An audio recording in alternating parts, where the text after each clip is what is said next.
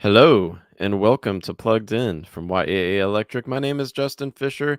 Justice, how are you doing today? It's the Justin and Justice show once again, but spell it right, people. It's with an S. That's right. That's right. It's Justice with an S. Um, you can call me Justin though. I don't mind that when that happens. Yeah, Um, but that's my name. Oh yeah, so I'm doing well. It's hot today though. Hot, hot, hot. it's hot. Your power grid doing okay over there in California? Well, it is, except for from 4 to 9, where we're encouraged to not charge our EVs and not use our air conditioning, not use any electricity at all. It's supposed to be 111 today and up to 115 on Tuesday. Yeah. So we're struggling a little bit here with the heat. Wow. Yeah, I saw some headlines saying that California asks EV drivers to stop charging their EVs days after announcing a gas ban. Well, they're not saying stop charging the EVs. They're saying please don't use any heavy load electrical devices during peak hours. That's like what 4 to 8 p.m., 4 to 9 p.m. 4 to 9 here. Yeah, Yeah. So yeah. The that headline sort of kind of skewed a little bit yeah, by that's not don't charge your EVs. That's no. don't charge in peak demand. Yeah, and And don't use your washing machine, your yeah. dryer, your air conditioner, your dishwasher. Come on, guys. Yeah, but this does bring to mind that utilities are going to be wanting more and more of these batteries. So we talked about it last Yeah, time, and we'll be talking about it again in the future.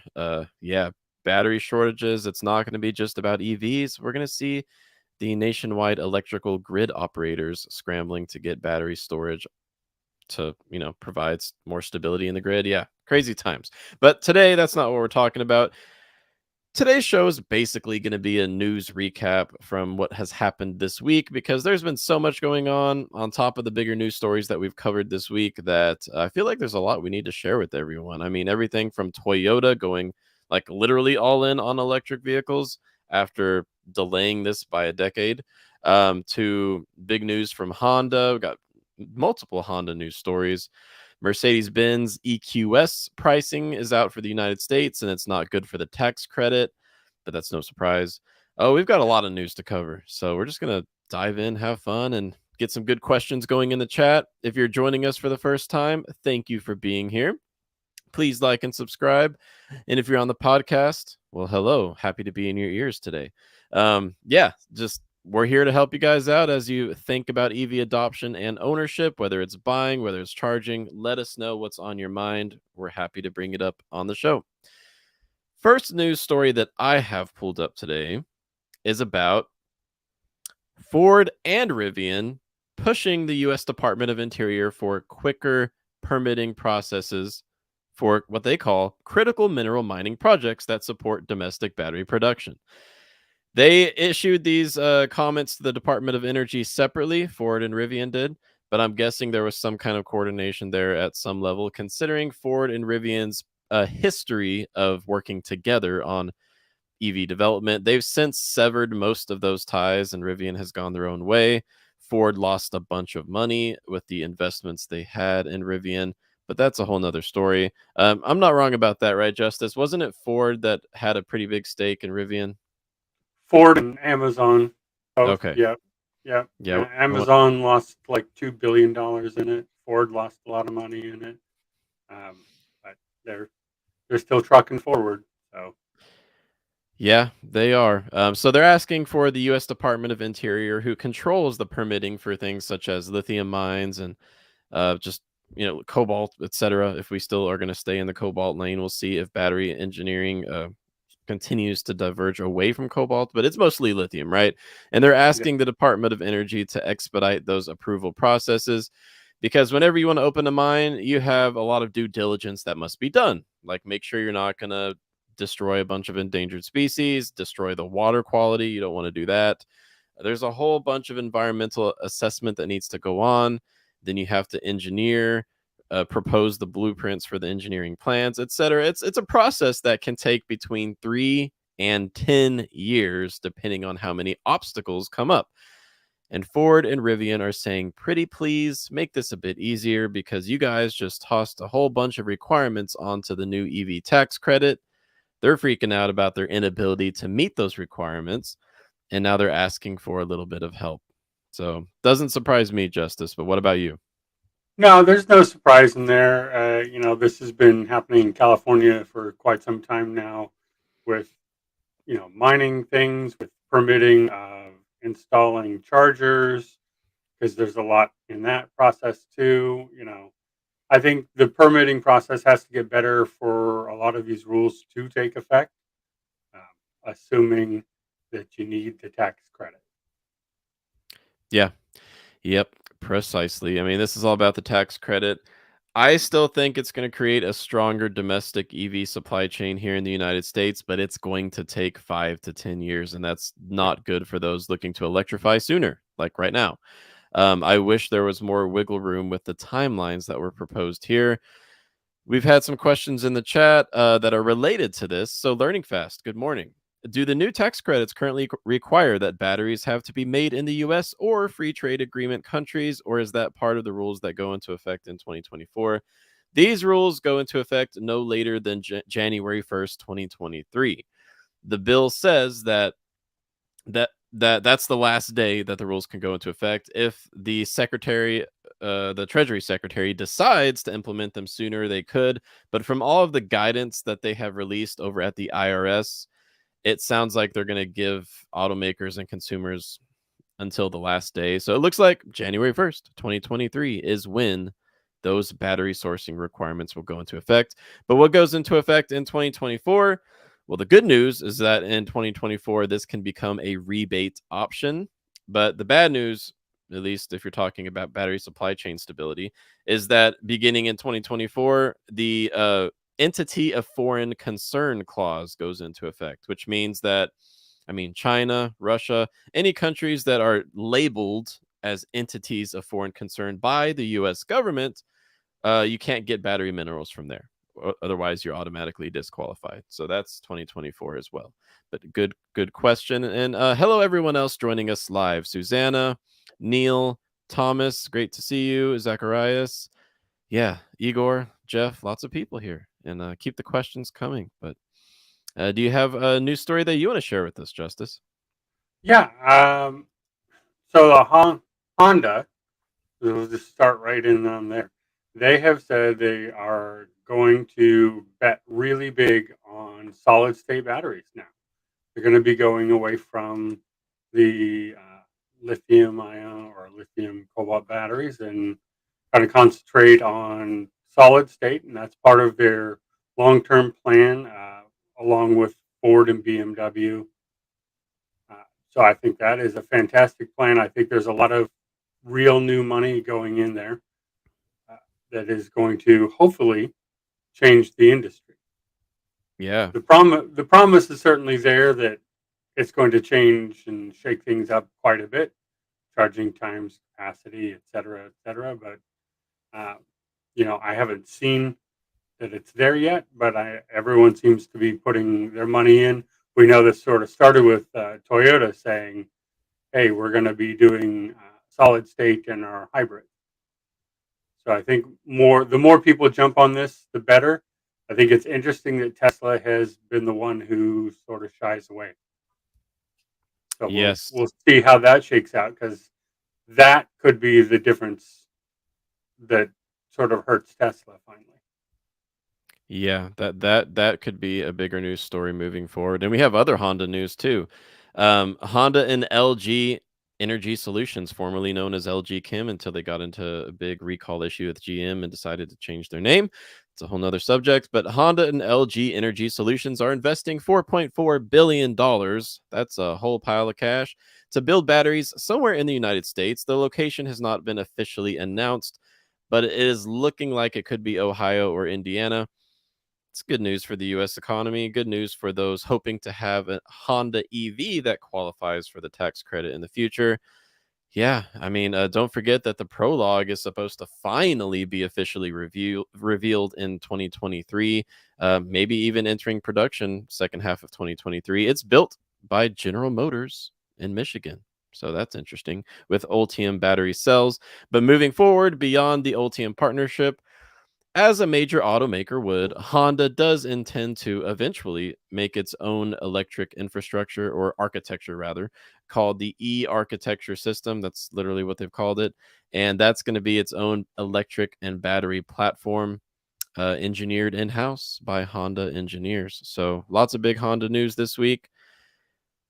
Honda and Toyota, one thing they have in common is that they basically waited to the last minute to go head and dive first, d- dive head first into EVs, but it's happening now. But those Yeah, I things take mean they time and money. yeah, they waited, they did their research. They both have really great track records in that, Toyota especially.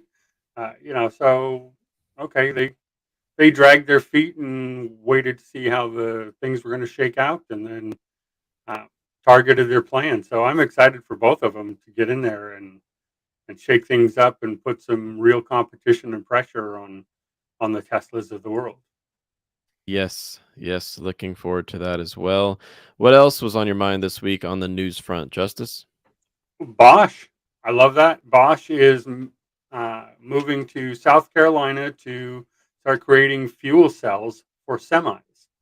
So I know it's something near and dear to your heart, getting semis off of diesel gasoline. So they're going to make hydrogen fuel cells, which hydrogen makes sense for large vehicles like that. I'm not a fan of hydrogen in passenger vehicles, but I am in semis, boats, and planes. So they're going to be building a plant in South Carolina just to make fuel cells for electric semis. Yeah, yeah, I think that could be a huge impact as well because that's where a large portion of transportation related emissions come from. Got to make sure that if we're talking about hydrogen, um, we are isolating the hydrogen sustainably because in the past a lot of that has relied on fossil fuels, but still I think there's a lot of hope there for hydrogen fuel cell vehicles. Um, yeah, I hope it happens. Yeah, large vehicles. I think it makes sense to do those, and you could strategically put out the hydrogen stations easier than you can do with passenger vehicles. Semis are restricted on most roads, so just putting them along the highways is great and easy. Yeah. And I have some other news. And by the way, we're going to get to the big Toyota stuff here in a second. That is our headline for today. It's amazing what Toyota is doing. But first, I wanted to bring up some of the smaller news stories while we wait for more people to join us on the live show. So thank you for being here if you're already with us.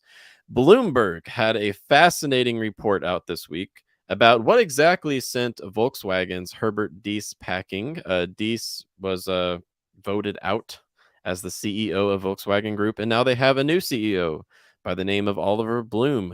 Many of us know him as the previous CEO for Porsche. So Porsche, yeah, no newcomer to Volkswagen, but it looks like Dies's previous initiatives have left a pretty big to-do list for him.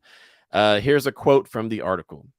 And I think this is a powerful quote for us all to think about. And I hope other automaker CEOs going into electrification and going after Tesla should take note of what they have pointed out in this awesome article from Bloomberg. It says, Dies's master plan for beating Tesla was to replace calloused factory hands with the nimble fingertips of 10,000 software workers who would transform VW into a tech player. But instead, after 2 years, customers are angrily stabbing at their screens, and board members at the company are pointing fingers, and Dees was forced out. It looks like the ID series, which I'm a big fan of. I love the Volkswagen ID4. Um, one of the few, I had two complaints with the car. Okay, one was that the infotainment was crap. It was crap. I mean, like I played around with it a few times, test drove 3 different vehicles. It was crap, at least as of late 2021. And the other problem, which is actually a more minor complaint, was that I wish the charging speed at DC fast chargers was a little bit quicker. But still, here's what they're saying over at Bloomberg. Drivers' car displays are seizing up and even going blank, leading to hazards while driving. So, for owners to gain the ability to get over the air updates, they have to bring it into a dealership for a day. And that's causing lots of complaints in itself, since they had bragged about bringing over the air updates to the brand. I know I've complained a few times about how my own wonderful Hyundai Ioniq 5 does not yet have true over the air updates. You can update like infotainment and navigation, but still, a lot of these automakers have been making very bold claims about what they're going to be able to do to catch up to Tesla before they even engineer the solution and the product into the car. And here they're kind of paying the price for that over at Volkswagen. One of the lead auto testers over at Consumer Reports had some pretty harsh words with this. He said that, quote, "It's a disease that's spreading at Volkswagen." That's some rough stuff, Justice. That is, but I don't necessarily disagree with that. I think Yeah, a me lot of either. these automakers, like you're saying, they make these promises without engineering, and then there's a lot of expectation that this just happens instantaneously. And when we're talking about software bugs, you know, Apple and Google didn't, happen in a day. They took a long time, and their first products weren't the best. You had to grow Yeah. with them. So if you're going to be jumping into this tech market, you better be bringing on people who know what they're doing, because you can't just go, it's just a screen. I'm going to throw it in. And it's going to work just fine. Like there's a lot that goes into that. Yeah, I would say it wasn't even the features or lack of features that frustrated me with the ID4 when I test drove them here in the United States. Was not lack of features, it was the simple lagging tendency, swiping from screen to screen. I was like, "Come on, this is one of the world's largest automakers. I believe the second largest, and they should be able to get their engineers to create an infotainment system that's not laggy. My Ionic 5 is Yeah. not laggy at all. It doesn't have Tesla's features. You can't watch movies on it, but it's very easy to use. I was just kind of surprised that it really seems like these vehicles were shipped with some unfinished products built into them. And that And was that you're I paying think that's the $50,000. key. Yeah, they were shipped with it. That's the real problem. Because buggy screens and laggy. I mean, you go out in the world, you deal with a lot of touch screens nowadays that are just don't work well, and you're like, come on, guys, figure it out. They're not super easy things to do, but you need to get the people in there. Yeah, and as Uh, Learning Fast in the chat says, yep, he gets over the air updates at home for his Tesla. Tesla's really the gold standard for improving user experience from the comfort of your home. And other automakers like Volkswagen have said they're going to get there, but they've been over promising and under delivering so far. yep. GM is the same. GM, yeah, that'd be a Yeah, good slogan for GM: over promise, under deliver. yep. Yeah, We're gonna be Tesla. They're not saying that anymore. yeah. Mary Barra, CEO of General Motors, recently walked back some comments that she and others had previously made, claiming to be right at Tesla's heels. Well, not really the case any longer. Justice, do you remember the details from what exactly she walked back? Well, she just walked back the time frame. She said by 2025 they were going to be the number one EV maker. They were going to overtake Tesla. And then I think it was last weekend, they sort of pushed her on that, and she would not make the same claim. She just says that there's challenges in the industry, and we're going to do our best to hit our goals, and Yeah. just sort of left it at that. She's no longer saying we're going to overtake Tesla and we're going to be number one. Now it's just sort of we're going to work hard towards our goals and try to meet the challenges, and sort of. So it was all sort of subtext. Yeah. We've been hearing General Motors brag a lot less than they used to about the affordability of their upcoming EVs. I'm still hoping that they will stay true to their word. I mean, it's not like they signed anything that said we swear the Equinox will be $30,000, but I still hope that the Equinox EV will be what they had previously touted that it was going to be. They said it was going to be able to compete with Tesla because it's going after a different buyer. Those of us who are looking in the $30,000 to $45,000 range, as opposed to the $60,000 to $100,000 range. I support those initiatives, but I hope they remain viable considering how much more automakers are spending to build these vehicles today, considering that raw material prices were up 130% over last year. Yeah, I'm getting a little bit nervous because I think The Ultium platform that GM engineered with LG is awesome and very, very capable. It could be better than the platform in my Hyundai, the eGMP platform. But it's all going to be about pricing here because I don't think anyone wants to buy a Chevy Equinox EV for like $60,000. They better hope they can offer it for under $40,000, well equipped. Yeah, and I have to on that note, I have said, as many of us have, we're waiting for the Chinese automakers to swoop in with their affordable EVs, and that's going to change the market. And Neo had some news out, that their year over year sales went up by 82% in August. So Yes. year over year up 82%, mainly in China, a little bit in Norway. Um, so that sort of led me to go, okay, great. When are they coming to the U.S.? And I'm going to go look at their prices. Well, it turns out Neo's cheapest vehicle is $49,800. Their average vehicle is $71,000 It's a U.S. price. lot. US dollars, So yeah. Not yeah, Canadian. no, and we're not talking yet. Um, so I look at those and I go, oh, so you're paying $71,000 for 221, 250-mile range. Okay, well, maybe that's not the affordable option that I thought it was. And BYD is actually right there too. Their cheapest vehicle is $46,000. So these aren't, Wow. $20,000 and $30,000 vehicles. They might come out with something different for the U.S. market because I think that's where they have to compete. If they are planning to release these versions into the U.S., I'm not sure how long they can last because they're in the price range of everybody else. When you're at the same price as a Tesla in the U.S., it's like, I'll use the Tesla network. Thank you. Yeah, that's fascinating. And I know we were talking mostly about Chinese automakers, but you also have VinFast from Vietnam coming into the US market. And that is confirmed because, yeah, NIO has a North American headquarters in California, but they haven't said anything official about like a timeline for entering our market. Whereas VinFast has. They're entering the US market in like 2023, I believe. Yeah, they They're have 6 showrooms in the U.S. in California right now, including one right here in the Bay Area I next to forgot me. about that. Yeah, it's Yeah, such a so you different can world already from where I go live. and play with the VinFast here in California. Fascinating. I need to do that. I need to hop on a plane and go play with that VinFast. But their pricing strategy is different altogether because you pay for the vehicle, but you also lease the battery. Now they say that means that you can get a new battery anytime you need it.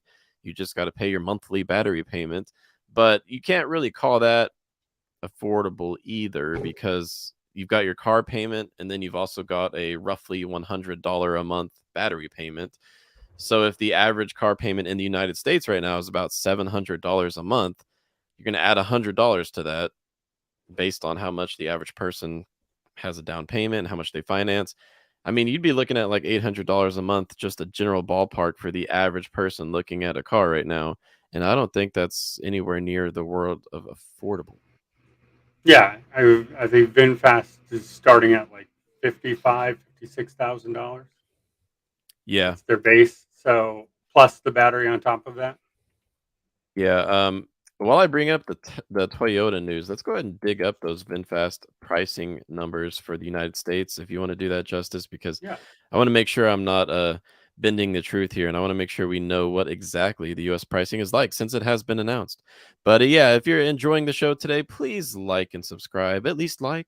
If you don't wanna see me in the feed, it's fine, you don't gotta subscribe, but we appreciate the likes, help more people access this EV information.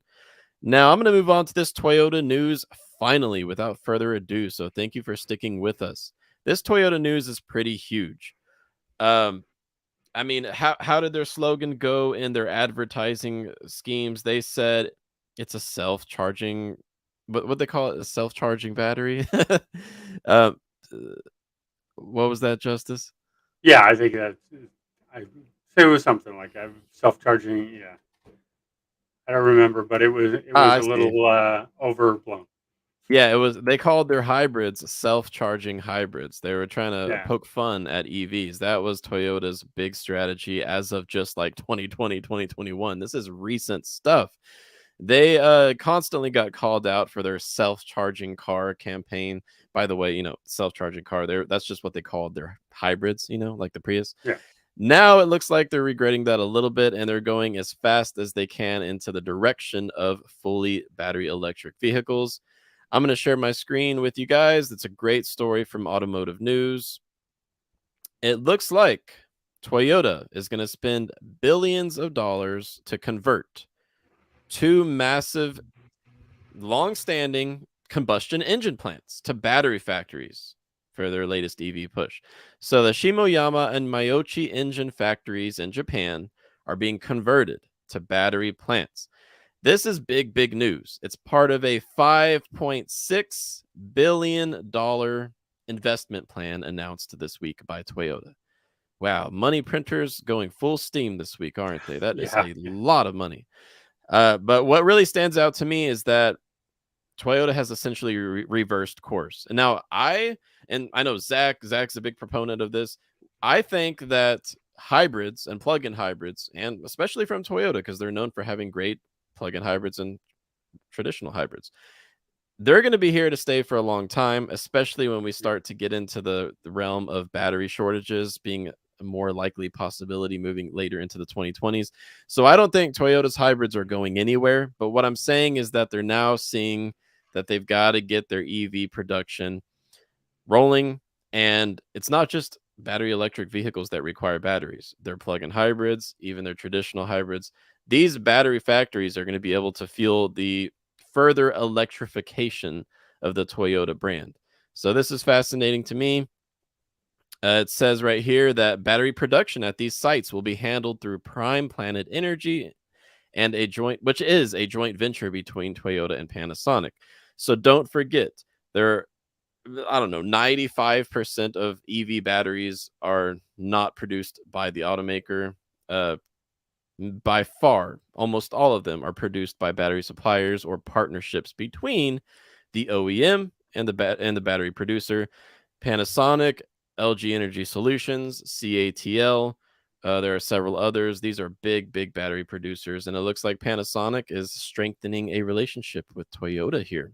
When the other 5% automakers who are getting into the realm of making their own batteries, Tesla is just starting to do that with their 4680 cells. Over at Giga Austin in Texas, they are starting to produce their own batteries and they're going to be expanding that worldwide, but it's still just getting off the ground.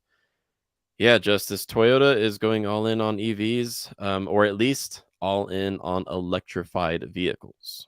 yeah. I think they're still going to stay with hybrids for a while, but they're really trying to perfect that battery. And it makes sense from the way Toyota does things that they're doing it this way. They put the batteries in the hybrids, see how they go, track all real world numbers before they go full in EV. That makes sense to me. I think it makes sense to all of us that should be the road for everybody. That you go, hybrid, plug-in hybrid, and then EV. Um, so that Toyota's just making them that way. Makes sense to me to buy them that way. But I think it's great news. Toyota has a fantastic history.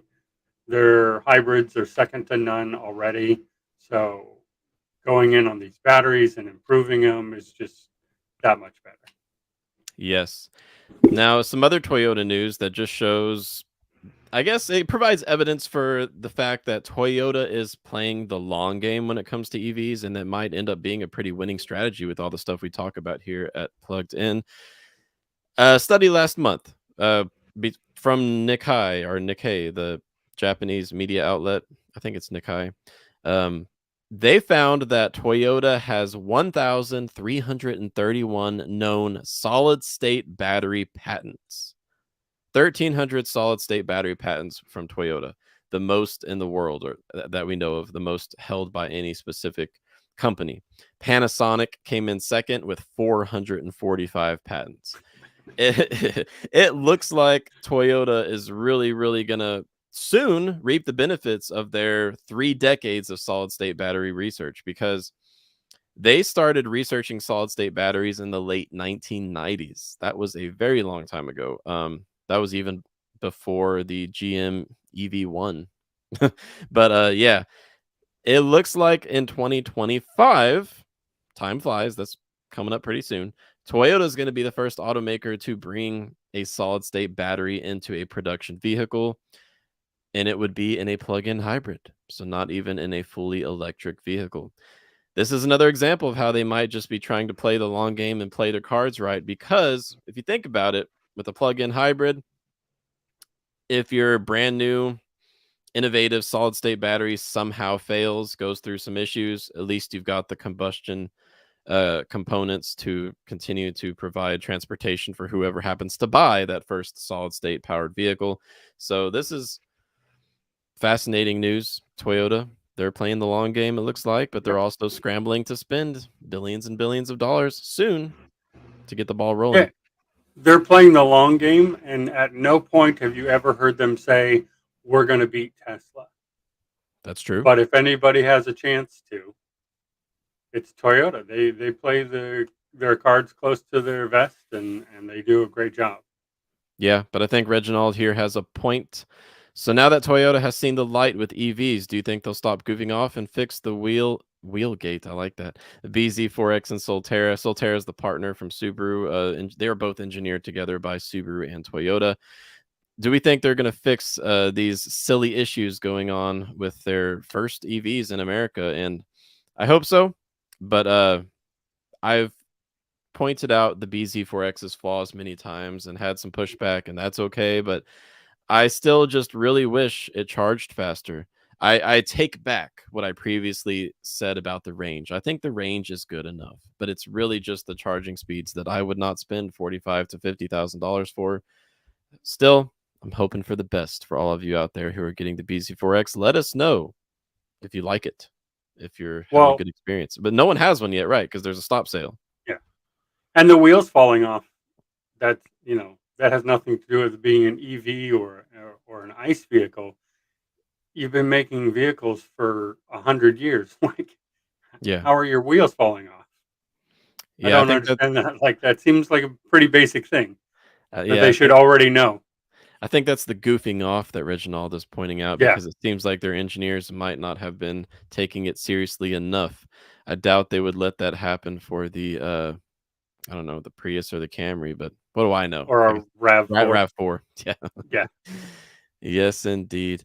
Oh, yeah. Other Toyota news. You might have noticed if you're watching us on YouTube, the picture behind me, I'm flying in a drone right now over North Carolina, over a gigantic construction site because Toyota has really accelerated and thrown additional money at their North Carolina battery plant.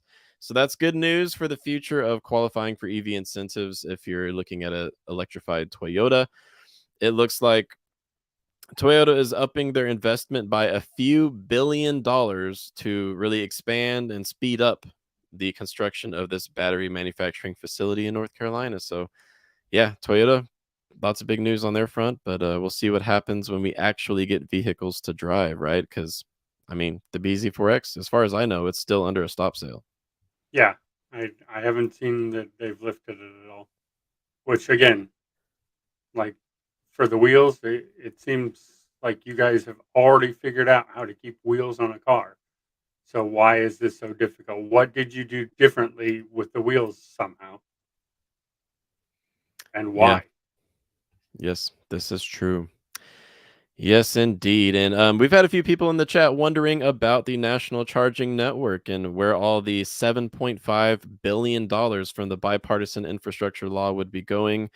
We had a show recently. You can check it out on our YouTube channel about the money that is being funneled to all 50 states, District of Columbia, Puerto Rico. Everyone's getting money, piles and piles of money coming in the mail to build out the national charging network. But you've heard me say time and time again, I am nervous, I am anxious because I have had so many experiences at charging networks from different providers that have been less than optimal, where you've got, 25, sometimes 50% of the chargers not working. I sincerely hope that the engineers with each state's Department of Transportation are currently thinking about how they can avoid these issues, learn from the mistakes of others, ask Tesla how they've been so successful with the supercharger network, and get that built out the right way. Because, yeah, $7.5 billion. Please don't screw it up. But I dropped a link to that in the chat if you're joining us live. It's every state's plan for the national charging network, because as of August 1st, every state had to release a plan saying what they propose to do with the money they're going to get for the national charging network.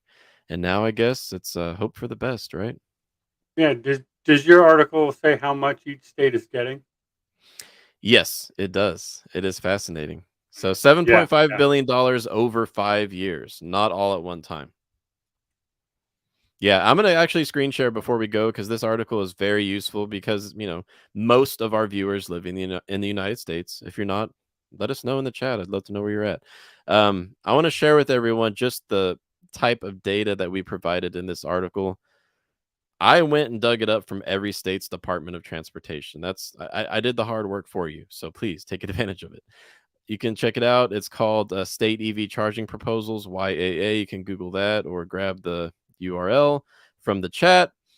You can see how much money was allocated to each state for fiscal year 2022.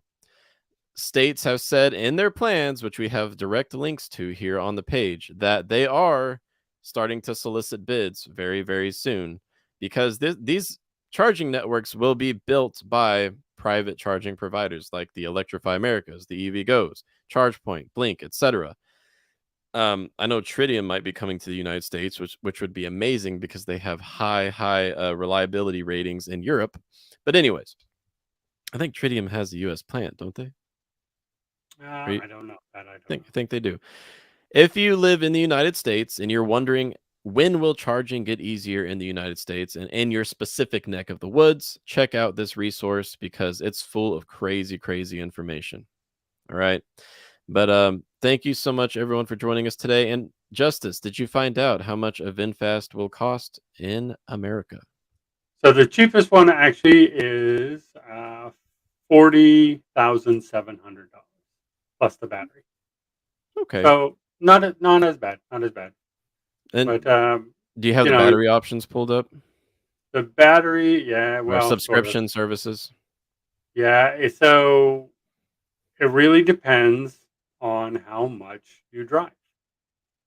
So it'll be as low as $35 a month to as high as 150. Oh, sorry, $160 a month. So Ah, yes. it really depends on how much you drive. So they're doing some sort of offset on mileage, which makes sense, I guess. Yeah, I've created so many resources for the YAA community members that I forget just exactly what I've published. And here it turns out that I've There you actually go. Yeah. covered this myself like 5 months ago. Here's the info for anyone who is thinking about VinFast, which they're building a big factory in North Carolina. That's great. They've got showrooms open in California, more coming on the way. But it's not just buying an EV, it's buying an EV and having a subscription service for the battery. So here you go. This is what Justice was pointing out. The battery plans, like you said, Justice, depend on how many miles you drive. If you want the unlimited plan, it is $110 a month for the VF8 electric SUV and $160 a month for the VF9 electric SUV. If you only drive 310 miles or less per month, which is very few of us in the US, it's 35 a month for the VF8 and 44 a month for the VF9. So I think most people would have to spend between 110 and 160 a month for their batteries in addition to their car payment.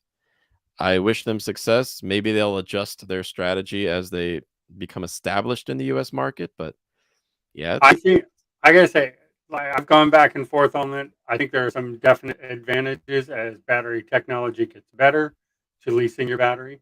That maybe you just swap out when they come out with much better batteries. You don't have to get a yeah. new car. You don't have to sell. You don't have to do all that. You just swap it over. There are some advantages and disadvantages to that plan. So I am anxious to see how that plays out in the real world.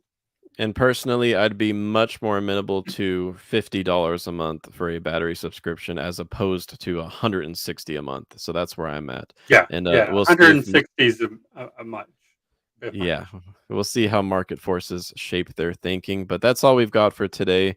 Thank you so much. If I didn't quite get to your question in the chat, feel free to join us on the YAA community forum. We have an electric vehicle forum with a few thousand members, hundreds and hundreds of posts. I'm on there every day. Justice is on there, and you also get to bounce ideas off of the other community members. So join YAA.com. We're the fastest growing automotive media out there right now.